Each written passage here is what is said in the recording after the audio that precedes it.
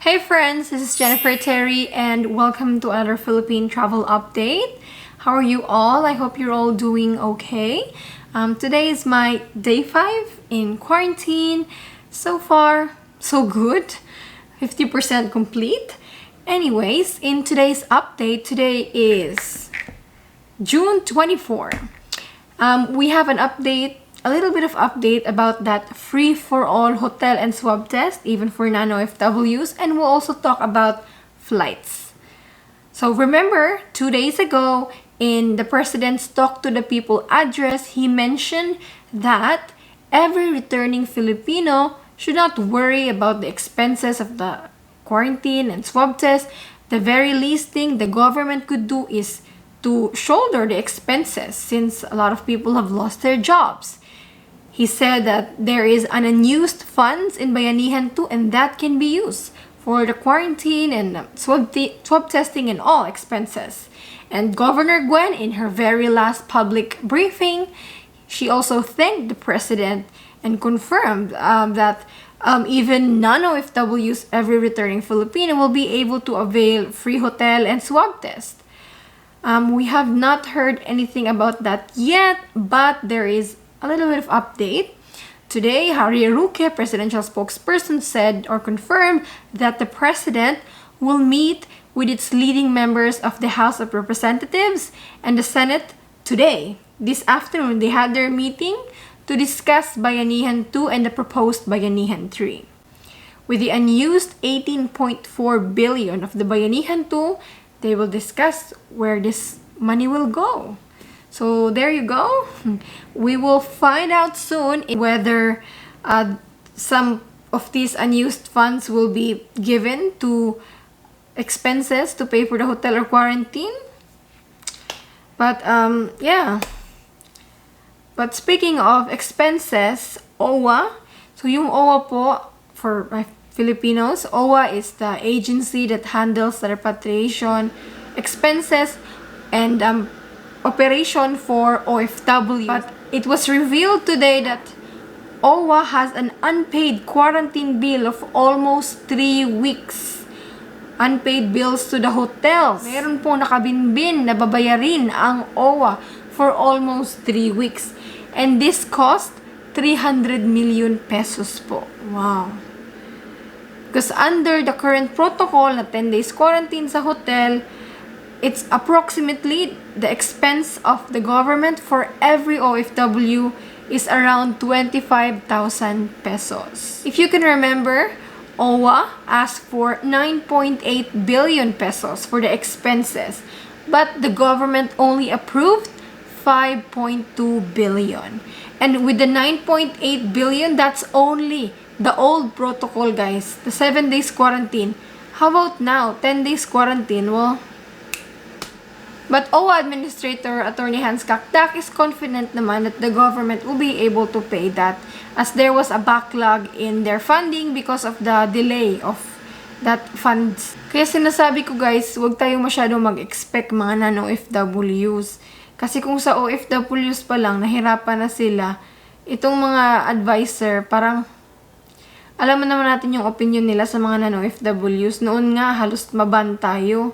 Tapos, sinasabi pa ni Duque, we are only a small percentage, kaya the government doesn't have to worry about us because maliit lang daw tayo. Sasabihin ko lang guys, huwag tayong masyadong ma-expect. Pero kung mangyari man yan, talagang magsasaya talaga tayo at pagpapasalamat tayo sa government. But you know what? If this is not approved, if nothing will change with regards to expenses, if they cannot provide free hotel for us non-OFWs, at least man lang for the swab test, no? A little bit subsidy. Earlier this week, Senator Pangilinan called for the government that they should at least shoulder the cost of swab tests requirements for all inbound passengers, especially returning Filipinos, to spare them incurring additional expenses. The senator pointed out that people are already financially burdened by this pandemic, and requiring them to shell out their hard-earned money for testing is unwarranted. The senator Matapang niyang sinabi that private testing companies and their corrupt backers in government seem to be profiting from the said requirement at the expense of the public.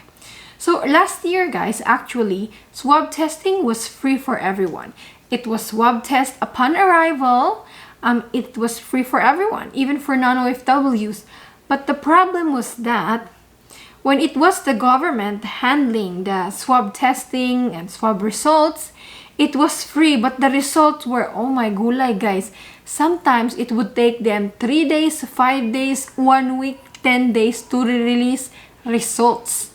They were so bad at it that people had to stay in the hotel for up to 7 days, 10 days to wait for the result. And when these private companies came in, the results were not the fastest, but improved so much because people used to stay in the hotel for like 5 days usual. When private companies came in, well, swab results 1 to 2 days na lang, and sometimes normally the normal now is less than 1 day. So that was the difference, no? But I think for me, I would rather pay 4,000 in the swab test and have the result quickly than wait for you don't know how long. So yun din yung con. Anyways, let's talk about the flight. So EVA Air had their travel advisory recently yesterday because Taiwan level 3 epidemic alert has been extended. Yes po. So transit in Taiwan is not allowed. So our kababayans who were supposed to be flying with EVA Air are the ones that are really affected. That was extended to July 12.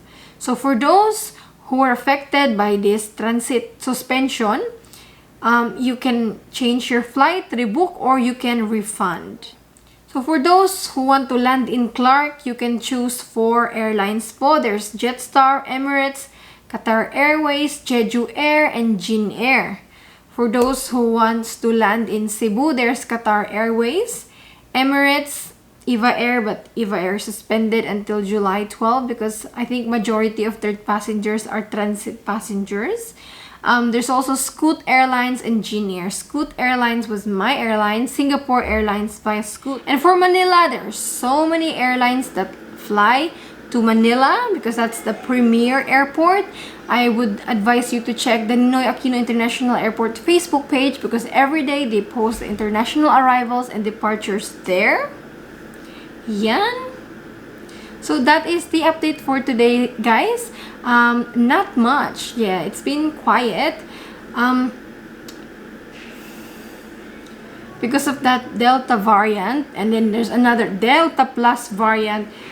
They are really tightening the borders with regards to quarantine. Our only hope is that they hasten.